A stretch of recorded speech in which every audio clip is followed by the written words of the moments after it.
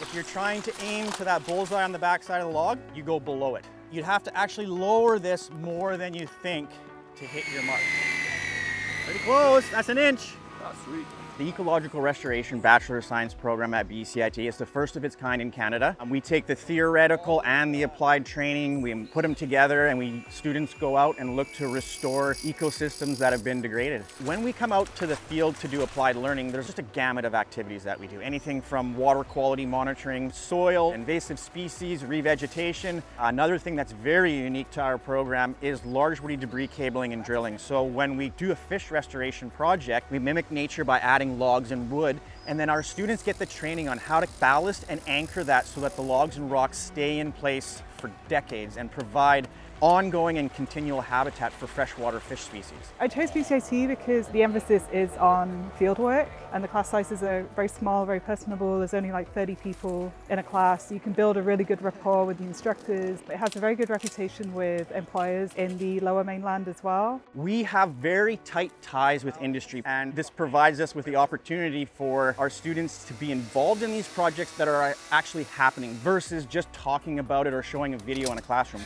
BCIT has the reputation it does for a reason. Like, it really is good about preparing professionals for the working environment. It gets you set up with connections, and you're learning from people in the industry who one day you could be working for. This is a YSI, and it's a multi-parameter to measure different things in the water. So it will measure temperature, conductivity, oxygen concentration, which is one of the main measurements that we're interested in the water.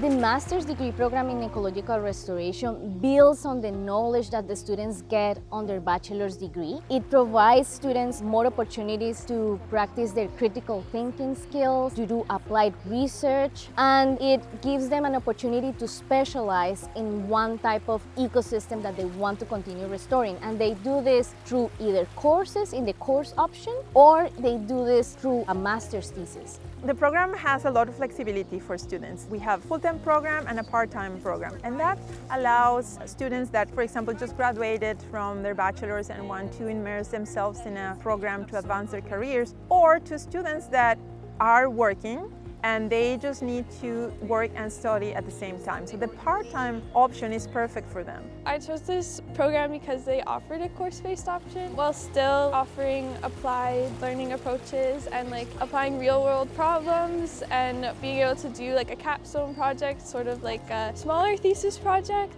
The faculty and the staff really care how you're feeling about everything. As part of this program, I've already had a positive impact on some of the ecosystems in our area because I've been part of projects that have made a difference. That will give me the practical skills I need to make a good start in any career in this field.